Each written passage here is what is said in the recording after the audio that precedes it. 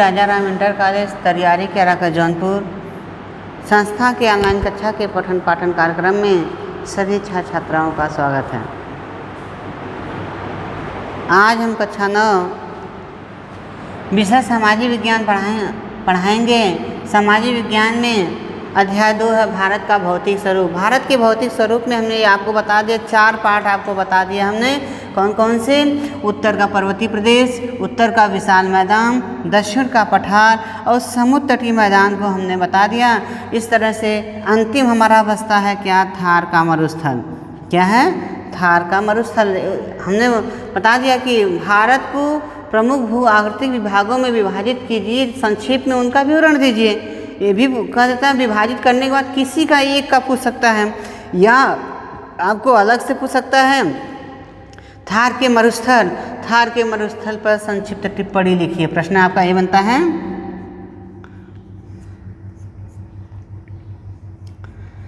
थार के मरुस्थल पर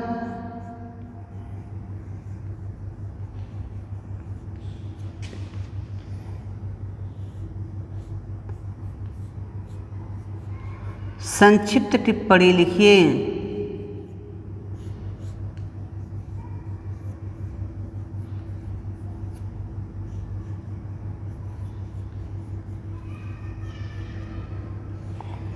थार के मरुस्थल पर संक्षिप्त टिप्पणी लिखिए।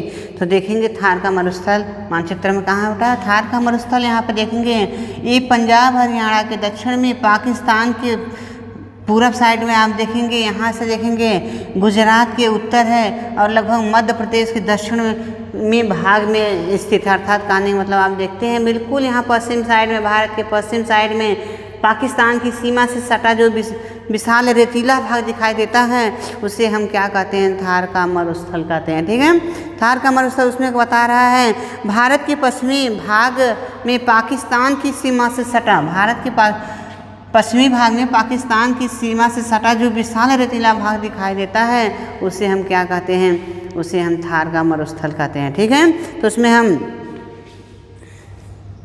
लिखेंगे, हेडिंग है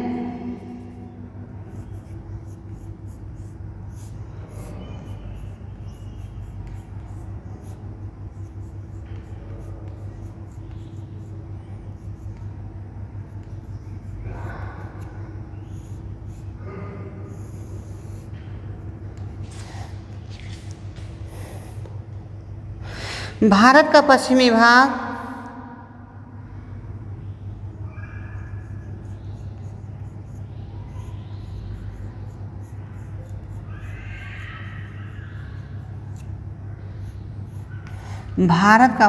भाग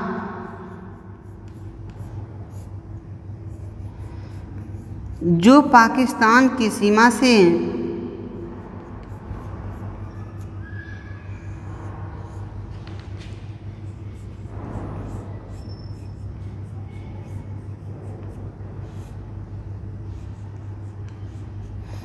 सटा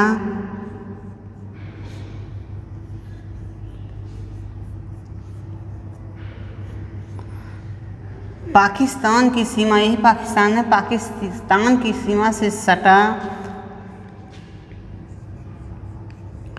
जो विशाल रेतीला भाग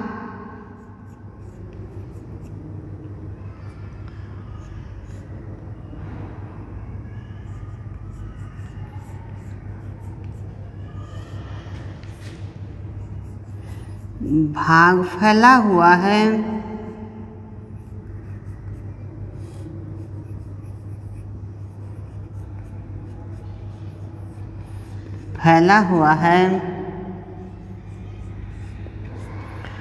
थार का मरुस्थल कहलाता है।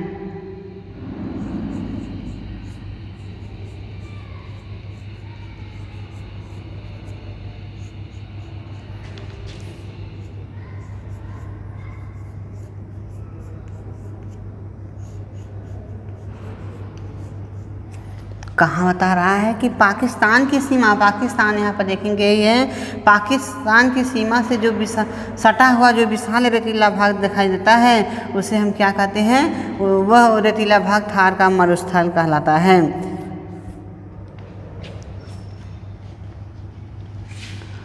इस मरुस्थल का विस्तार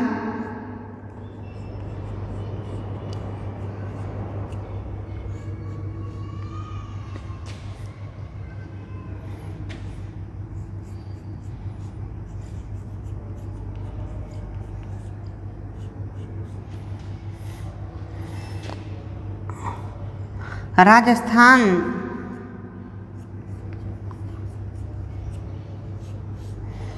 राजस्थान ही है। राजस्थान राज्य का पश्चिमी भाग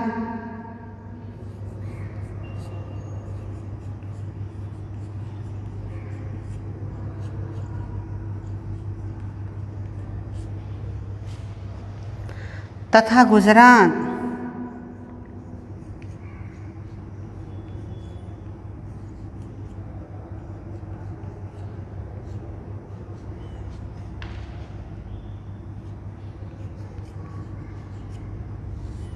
राज्य के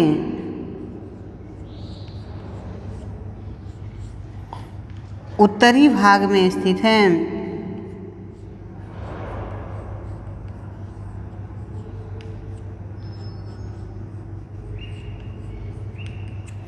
देखिए कहाँ बता रहा है कि राजस्थान का पश्चिमी क्षेत्र है तथा गुजरात का उत्तरी भाग जो है वह क्या उत्तरी भाग ही क्या कहलाता है, थार का मरुस्थल कहलाता है। अर्थात यहाँ पे फिर पंजाब हरियाणा का दक्षिणी भाग, राजस्थान का पश्चिमी भाग तथा गुजरात राज्य का उत्तरी भाग ही क्या कहलाता है, थार का मरुस्थल कहलाता है।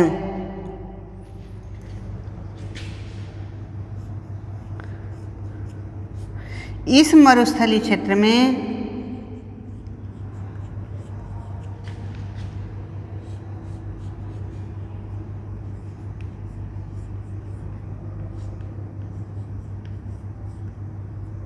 इसी मरुस्थलीय क्षेत्र में आप देखेंगे जगह जगह पर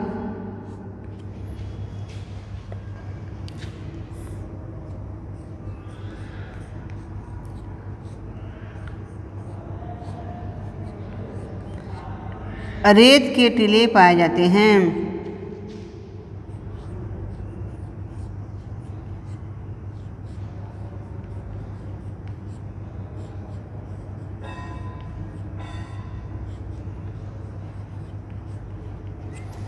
इसमें बता रहा है कि जगह जगह पर इसी राजस्थान के मरुस्थल पर मतलब बता रहा था इसी क्षेत्र में जो राजस्थान का पश्चिमी भाग है इसी क्षेत्र पर क्या है, जगह जगह पर क्या है, रेत के टीले पाए जाते हैं।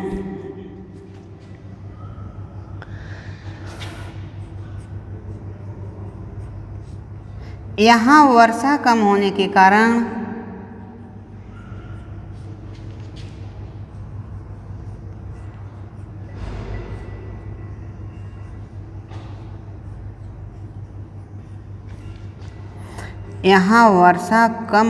कारण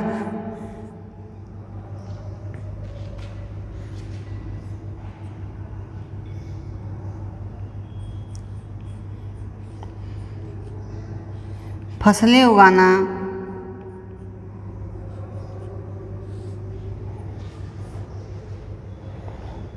कठिन होता है।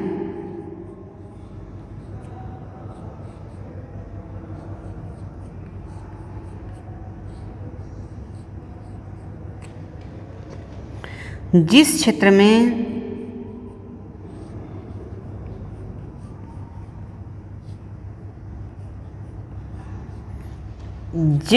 में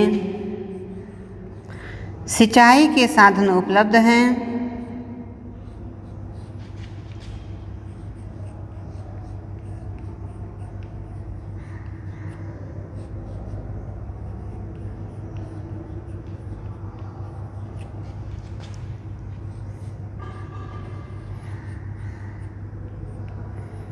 वहाँ पर ज्वार बाजरे की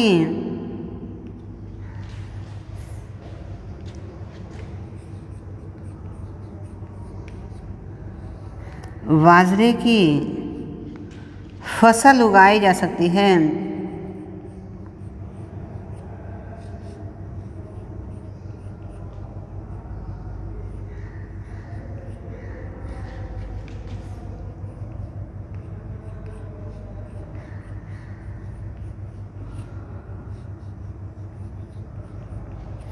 कह रहा है कि जिस क्षेत्र में क्या है, जिस क्षेत्र में सिंचाई के साधन उपलब्ध होते हैं वहाँ पे क्या क्या ज्वार और बाजरे की फसल उगाई जा सकती है। ठीक है।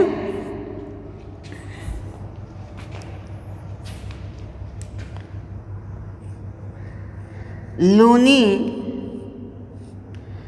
यहाँ की मात्र एक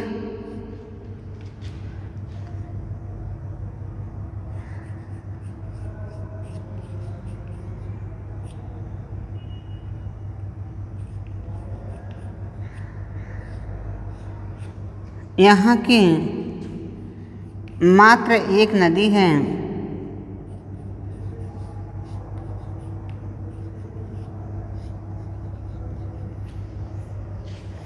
लूनी आपको पूछता है बेटा, यहाँ पर देखिएगा जो ये है, यहाँ पे अंडरलाइन दिया गया है, यहाँ पे देखिएगा ये चीज़ कि राजस्थान में कौन सी नदी बहती है, लूनी नदी है। या लूनी नदी किस क्षेत्र में बहती है या किस राज्य में बहती है, तो लूनी नदी किस राज्य में बहती है, राजस्थान में बहती है। ठीक है, ये आपको इसमें पूछता है।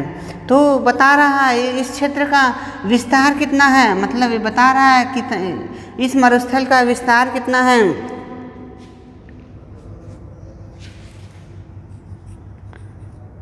यह मरुस्थलीय क्षेत्र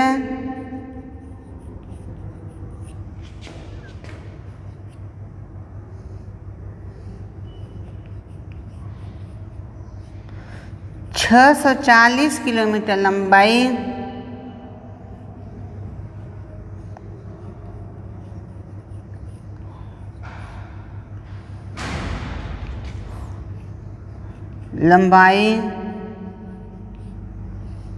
तथा 160 किलोमीटर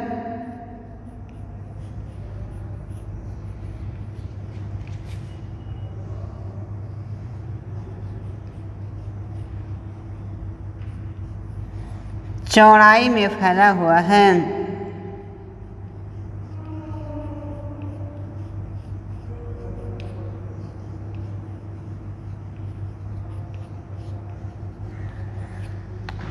बता रहा है जो इस मरुस्थल का विस्तार है वह कितना बता रहा है, 640 कितना 640 किलोमीटर लंबाई है और 160 किलोमीटर चौड़ाई में फैला हुआ है।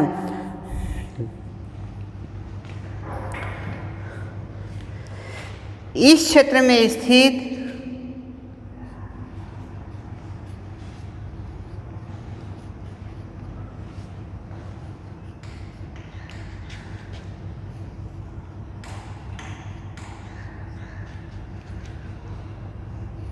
खारे पानी के जल से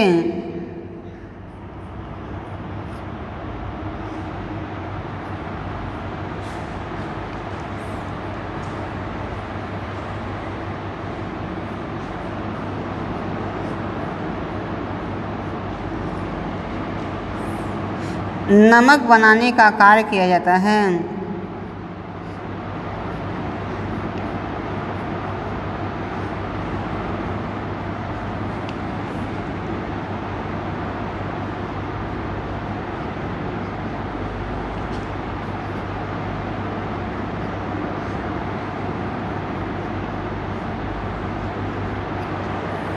यहाँ कम वर्षा होने के कारण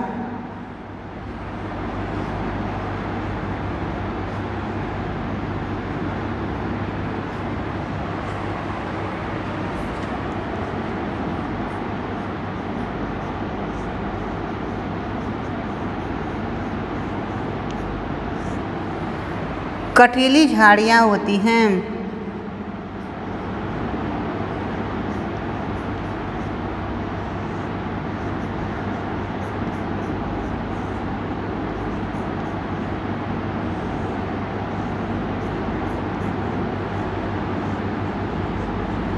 कम वर्षा होने के कारण क्या बेटा, कटीली झाड़ियाँ होती हैं।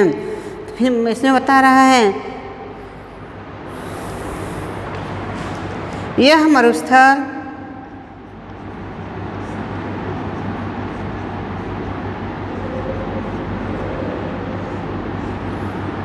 इसी मरुस्थल के बारे में बता रहा है कि यह मरुस्थल वनस्पति एवं जनसंख्या की दृष्टि से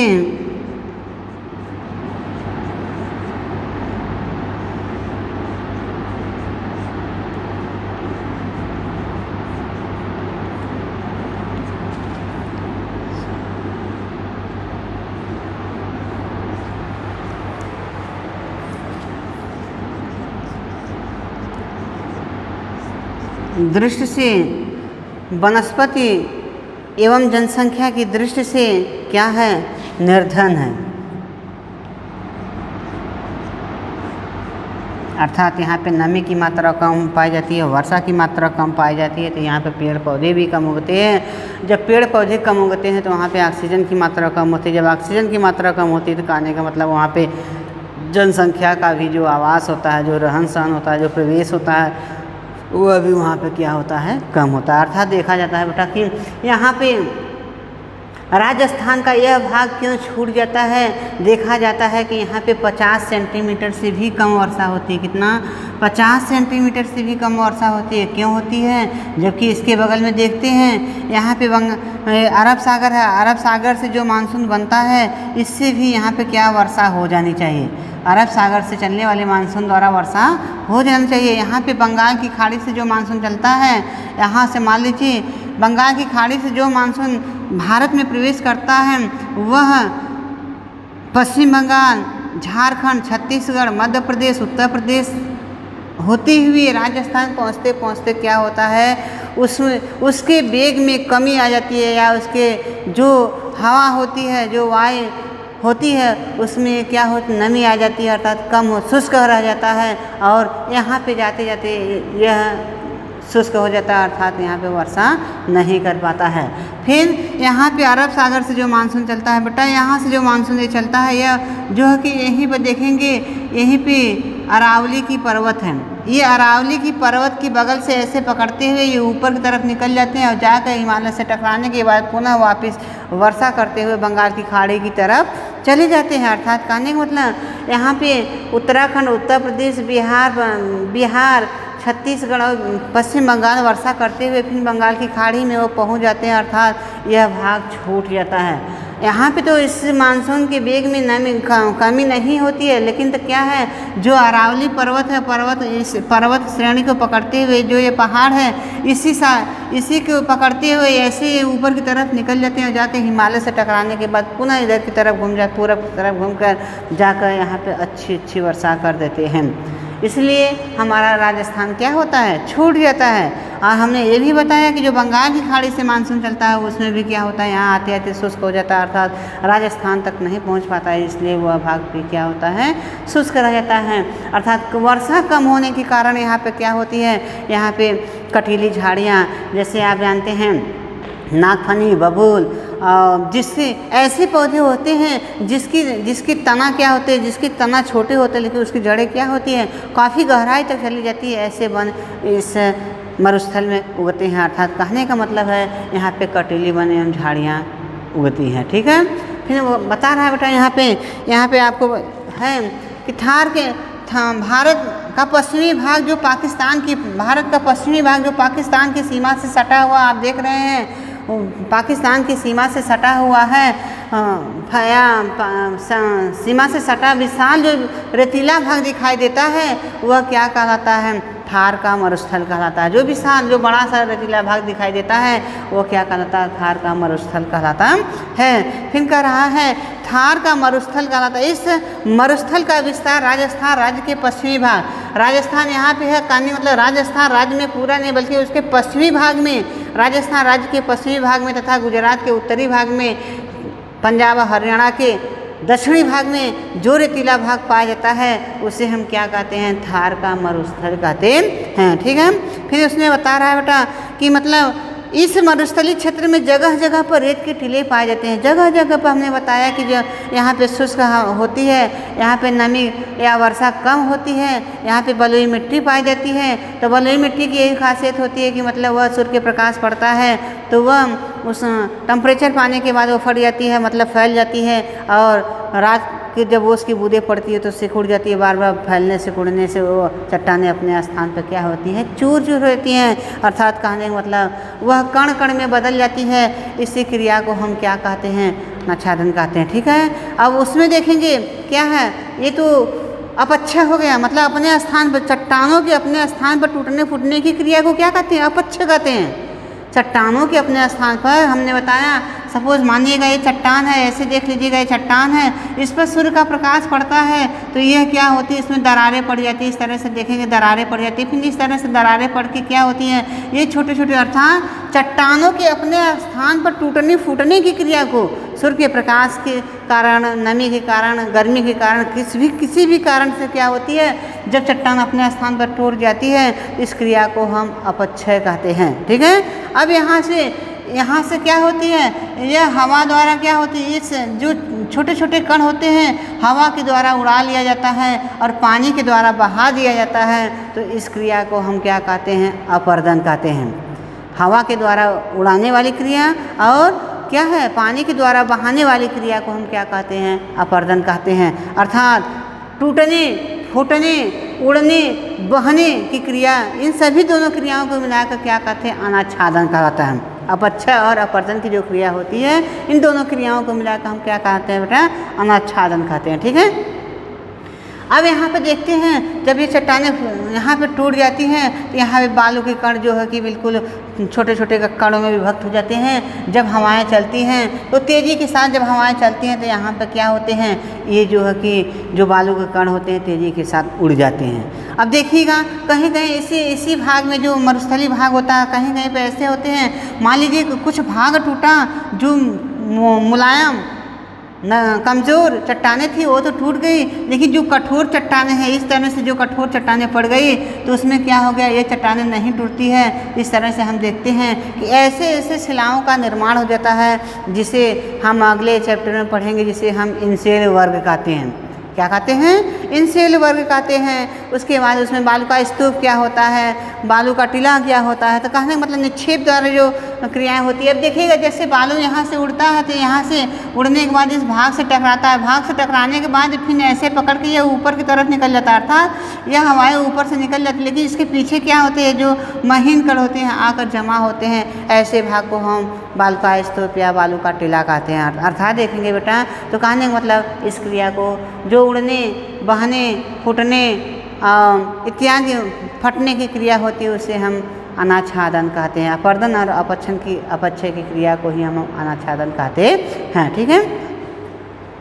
फिर बता रहा है उसमें, यहाँ वर्षा कम होने के कारण फसलें को उगाना कठिन होता है। किसी वर्ष तो वर्षा इतना अधिक हो जाती है कि यहाँ पे कहने का मतलब किसी वर्ष, कई वर्षों के बाद वर्षा होती है, नहीं तो यहाँ पे 50 सेंटीमीटर से ज़्यादा वर्षा कभी होती नहीं है। जबकि देखा जाता है भारत में क्या विषमताएँ पाई जाती है, यही राजस्थान राज्य है, राजस्थान राज्य में 50 सेंटीमीटर से कम वर्षा होती है। लेकिन यहीं पे आप देखेंगे मेघालय राज्य, ये जो मेघालय राज्य है यहाँ पर देखेंगे तो एक दिन में 50 सेंटीमीटर से ऊपर वर्षा, कहने मतलब 100 सेंटीमीटर से ऊपर वर्षा हो जाती है एक ही दिन में। क्यों? क्योंकि यही इसमें यही है कि यहाँ से जो मानसून बनता है बंगाल की खाड़ी से तुरंत यहाँ पर पहुँचता है। और यहाँ पे 3 पहाड़ी है, एक गारो है, दूसरी खासी है, तीसरी जयंतिया है। कौन कौन? गारो, खासी, जयंतिया पहाड़ी है। इन तीनों पहाड़ियों से टकराने के बाद जब पुनः जो है कि मानसून वापस आता है तो वापस आने के कारण वहाँ पे घनघोर वर्षा कर देती है, अर्थात दोपहर के बाद वहाँ पे वर्षा हो जाती है। देखिएगा पूर्वी भाग में यही सबसे अधिक वर्षा होती है और पश्चिमी भाग में सबसे कम वर्षा होती है, अर्थात भारत में वर्षा का भी असमान वितरण पाया जाता है। तो फिर इसमें देखिएगा बेटा आगे, यहाँ पे फसलें उगाना कठिन होता है। जिस क्षेत्र में सिंचाई के साधन उपलब्ध हैं, जहाँ पे सिंचाई के साधन उपलब्ध होते हैं वहाँ पे बहुत फसल तो नहीं, लेकिन ज्वार और बाजरे की फसल उगाई जा सकती है। ज्वार और बाजरे की फसल उगाई जा सकती है। फिर कह रहा है लूनी यहाँ की या राजस्थान की एकमात्र नदी है जो कि सबसे बड़ी राजस्थान की यदि माना जाए नदी है तो कौन सी है बेटा? लूनी। लूनी यहाँ की सबसे बड़ी या कहने मतलब राजस्थान की एकमात्र नदी है। यह मरुस्थलीय क्षेत्र 640 किलोमीटर लंबा और 160 किलोमीटर चौड़ा क्षेत्रफल में फैला हुआ है। 60 किलोमीटर चौड़ाई में फैला हुआ है। ठीक है। इस क्षेत्र में स्थित खारे पानी के जल से नमक बनाने का काम किया जाता है। जहाँ पे खारे पानी की झील पाई जाती है या